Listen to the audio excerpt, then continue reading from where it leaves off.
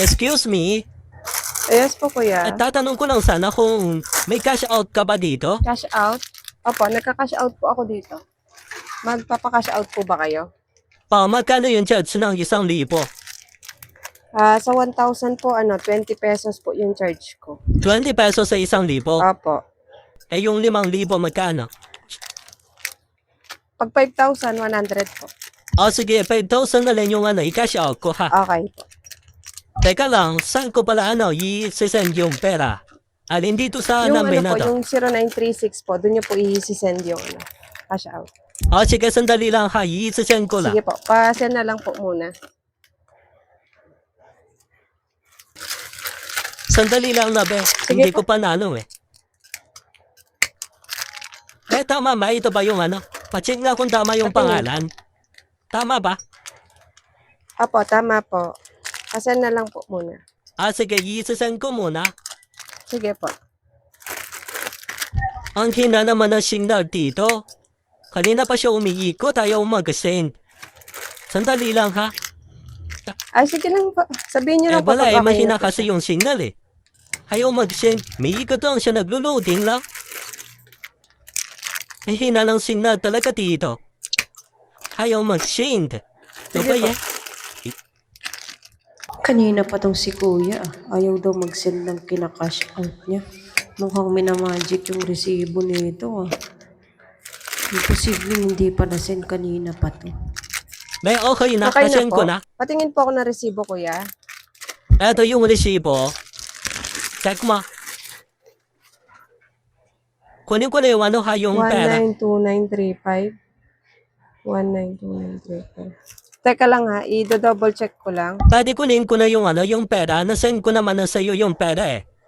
Kunin ko na Saglit yung lang pera. po, i-check ko lang po sa akin kung pumasok na po. Bakit mo ba i-check dyan eh? Ito na nga yung resibo nasend ko na Hindi po, sa'yo. i-check ko pa rin po. Hindi naman porket may resibo po kayo magbibigay na ako agad ng pera. I-check ko pa rin po dito kung pumasok na. Ay, baka na yung pera. Saglit lang po, binubuksan ko lang po yung GCash ba, sandali lang po. Wait, matagal pa ba yan? Ito na nga yung resibo. Pinapakita ko na nga sa'yo. Bakit di mo pa ibigay Kuya, yung sandali pera? lang po, sandali lang.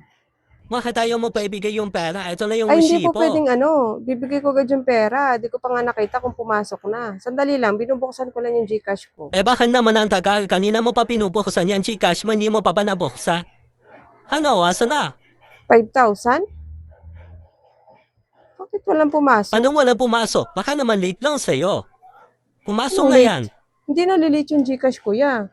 Kung nasend mo na yan, pumasok na yan dito. Walang pumasok na 5,000 sa akin. Imposible yung walang pumasok sa'yo. Ito yung resibo ko, nasend ko na sa'yo. Ayan resibo. May resibo ka nga. Bakit walang pumasok sa akin? Teka lang ha, i-refresh ko lang. Matagal pa ba yan pumasok? yung pera ko? Ibigay mo kaya muna. Saglit lang po.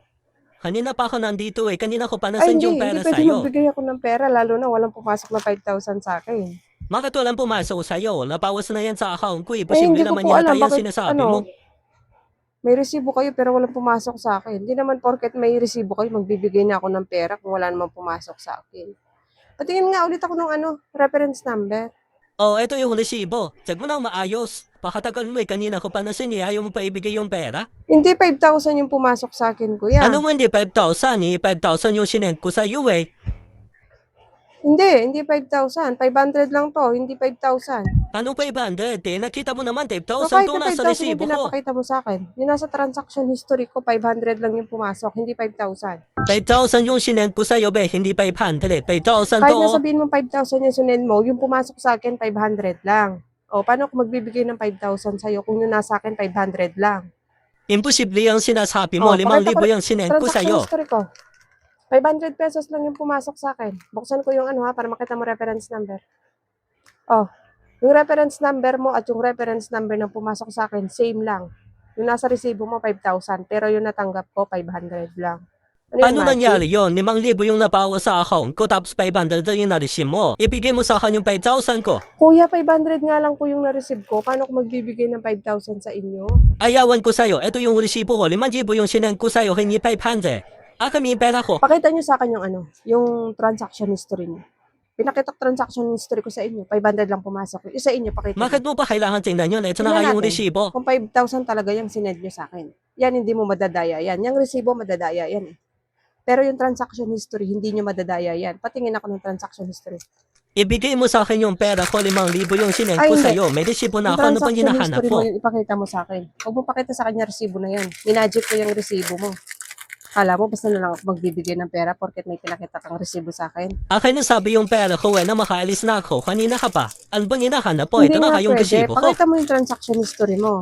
Ano ba transaction yung hinahanap mo? Ito na nga yung resibo ko. Ay, Ano ewan bang ko sa'yo, hinahanap kuya. mo dyan? 500 lang yung na-receive ko. Ibabasa pa 500 sa'yo lang yung resibo na ibibigay ko sa'yo. pinapakita ko? Sandali, i-record ko lang. Minupudon mo ata ako, 5,000 yung sinend ko sa'yo, tapos 500 lang ibibigay mo Ako sa pa akin? talaga tinawag mong budol.